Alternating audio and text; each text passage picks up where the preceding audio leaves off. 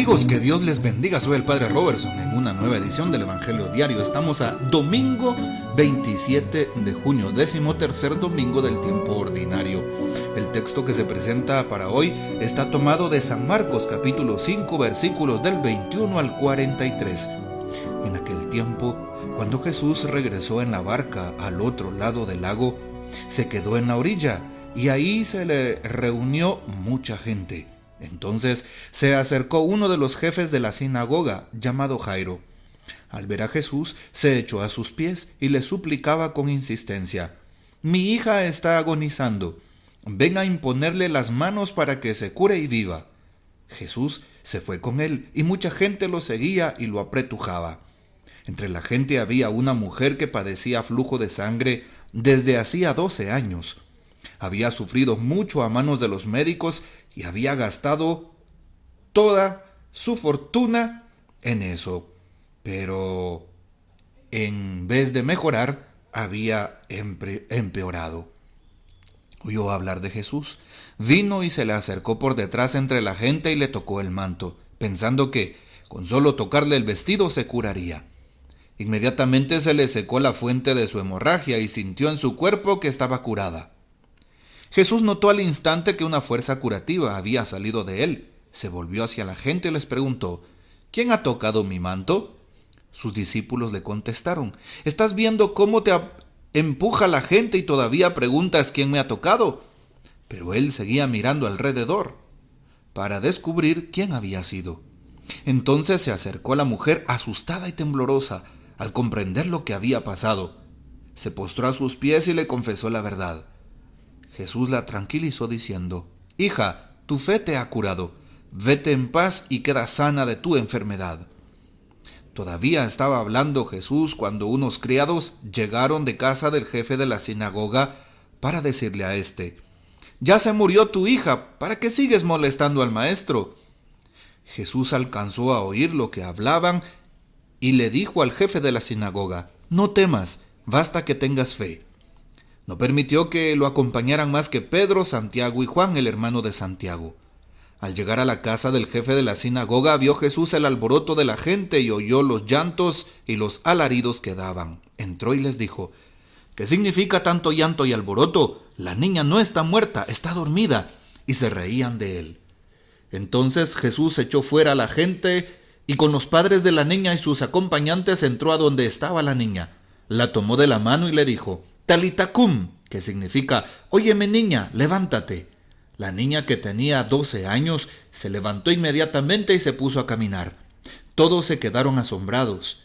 Jesús les ordenó severamente que no lo dijeran a nadie y les mandó que le dieran de comer a la niña. Palabra del Señor. Gloria a ti, Señor Jesús.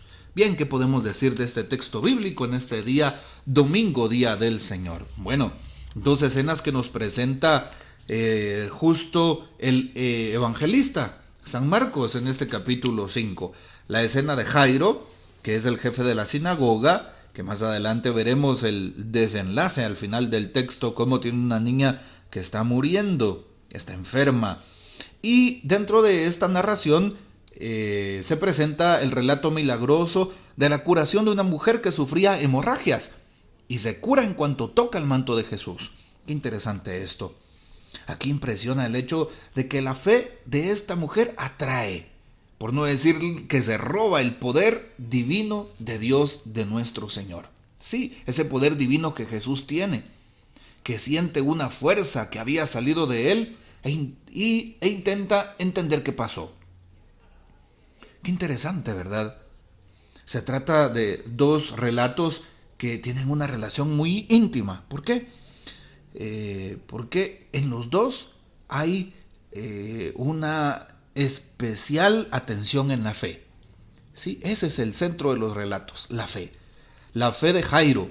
¿Qué le dice Jesús? Basta que tengas fe. La fe de aquella mujer, ella creyó en el Señor. Así es. ¿Y qué es lo que tienen en común los dos relatos? Ambos muestran a Jesús como fuente de vida, como quien vuelve a dar la vida a quien confía plenamente en Él. Hay que confiar en Dios para tener vida de nuevo. Aquellos que están muertos por el pecado, si tienen vida en el Señor, pues tendrán una vida nueva, tendrán una nueva gracia.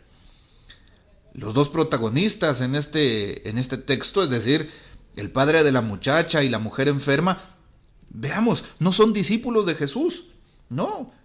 Dice el texto que la mujer oyó hablar de Jesús, no era su seguidora, no era una que estaba cerca del maestro. Jairo, jefe de la sinagoga, ¿qué tiempo iba a tener de andar detrás de Jesús escuchando sus prédicas? No eran seguidores del Señor y sin embargo son escuchados por su fe. Tienen fe en aquel que es el Hijo del Hombre. De esto comprenderemos que en el camino del Señor están admitidos todos, ¿sí? Nadie debe de sentirse un intruso o que no tenga derecho a la presencia y a la gracia de Dios. ¿Sí? Nadie debe de sentirse excluido de la gracia de Dios. Para tener acceso a su corazón, es decir, al corazón de Jesús, hay un solo requisito. ¿Y cuál es ese? Sentirse necesitados de curación, sentirse pecadores, ¿sí? Sentirse enfermos para que Jesús nos cure, nos sane. Incluso sentirse muertos, ¿verdad? Por así decirlo, en un estado de pecado para que Jesús nos resucite. ¿Así? ¿Tú te pregunto, ¿te sientes una persona necesitada de curación? ¿Qué tipo de curación necesita tu alma, tu corazón y tu vida? De cualquier cosa, de cualquier pecado, de cualquier problema, necesita ser curado, curada. Y es importante también, si sientes esto, ¿tienes fe en Jesús? Jesús nos va a liberar de ese miedo al mal. Jesús nos va a liberar de todo sufrimiento humano en el sentido de el pecado. ¿Sí? Jesús nos va a dar la vida eterna. Qué importante esto para nosotros, los cristianos, sobre todo en este contexto que se vive en este día. Así es. Hoy es importante darnos cuenta cómo aquella mujer es curada. Así es. Veamos qué interesante, la mujer se ha dado cuenta de que ha sido descubierta cuando toca a Jesús en secreto. Se le acerca en medio de la gente, aunque haya una apretujazón de gente, hay muchísimas personas, porque bien sabemos que Jesús tiene fama, quiera que no, tiene fama. Claro que sí, es un predicador, es un maestro que inspira, que anima, que multiplica los panes. Dice el texto de la multiplicación en San Juan que habían 5,000 hombres sin incluir las mujeres y los niños. Jesús estaba dentro de tantas personas. Bueno, se acerca aquella mujer. Es para ella un momento difícil y peligroso. ¿Por qué?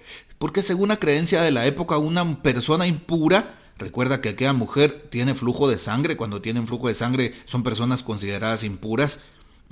Por eso comprendemos el texto del samaritano, del buen samaritano.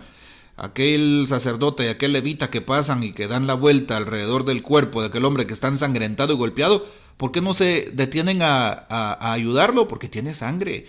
Una persona ensangrentada es una persona que está impura, porque considera el mundo de los judíos que el corazón, el alma, está impregnada de la sangre, ¿verdad?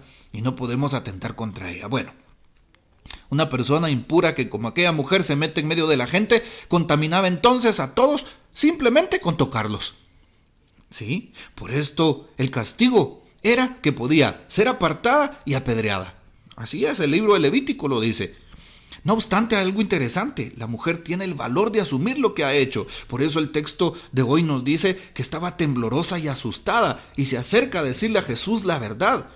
¿Y qué palabras le dice Jesús? ¿La condena, la rechaza? No, jamás hará esto el Señor, con nadie, por muy grande que sea el pecado. Le dice, hija, tu fe te ha salvado, vete, queda curada de tu enfermedad. Qué bellas palabras, ¿verdad? Muy humano Jesús. Vete y no vuelvas, vete, por tu fe has sido curada. Qué bonito. Lo mismo hace con el jefe de la sinagoga, Jairo. Basta que tengas fe, ambos tienen fe. Tanto la mujer que ha sido curada 12 años, cargando con ese peso de la hemorragia de sangre, y también Jairo tiene una niña que está en casa, 12 años. Qué interesante comparación. La gente sabe cuando una persona está muerta o cuando duerme, eso lo tenemos claro. Pero es importante también saber que para ellos la muerte es una barrera que no es posible superar. Las palabras de Jesús tienen un significado mucho más profundo. La situación de las comunidades del tiempo de San Marcos parecía una situación de muerte. Ellos debían escuchar: no están muertos, están dormidos, despiértense. Mucha gente vive dormida en el pecado, mucha gente vive dormida en sus pasiones, mucha gente vive dormida al misterio de Dios. Despierta al mundo. No, al contrario, hoy Jesús pide que se despierten. Están dormidos, despierten, vamos. Así es. La resurrección de la niña. Interesante cómo Jesús la toma de la mano y le dice: Talita cum, levántate. Una gran conmoción de la gente de alrededor, ¿verdad? Qué interesante. ¿Sabemos algo interesante? Esta es la curación de dos mujeres también. Una tiene 12 años, la niña, la hija de Jairo. La otra tiene 12 años con una hemorragia. 12 años de marginación, porque aquella mujer que tiene la hemorragia la han marginado, queda impura, no se puede ir al templo a purificar, por lo tanto no puede participar en la vida de la comunidad. La exclusión de la joven comienza a la edad de 12 años, y en este caso, en el mundo judío, de cualquier patoja, de jovencita, de cualquier muchacha. ¿Por qué? Porque empieza el tiempo de las menstruaciones, comienza a morir al mundo, por así decirlo, de su espiritualidad, o al mundo de la iglesia, en este caso de la sinagoga, en el tiempo de Jesús. Cuando le venía su regla, cuando le venía su menstruación, pues la niña, cualquier niña que hubiera estado en el tiempo de Jesús, quedaba impura porque le salía sangre. Por lo tanto, tenía que ir al templo a hacer una serie de purificaciones. ¿Qué hace la Virgen María cuando es la presentación de Jesús en el templo? Cuarto misterio gozoso, la presentación de Jesús en el templo y la purificación de Nuestra Señora. La Madre de Dios se va también a purificar, a hacer su ritual para ser admitida de nuevo en la comunidad. ¿Ya vieron? Es lo que sucede, y por eso hoy Jesús nos muestra que precisamente la niña es curada de esa exclusión, ¿sí? Y por eso le pedimos a Jesús entonces que nos ayude también a nosotros a morir al pecado. ¿A qué debemos de morir? A morir a aquello que nos aleja de Él, a morir a nuestras inconformidades, a morir a nuestras pasiones, a morir a nuestras iras, a morir a nuestras violencias, a morir a todo aquello que nos aparte de su camino. Que el Señor nos bendiga, nuestra Madre Santísima nos guarde y gocemos de la fiel custodia de San José. Hasta mañana.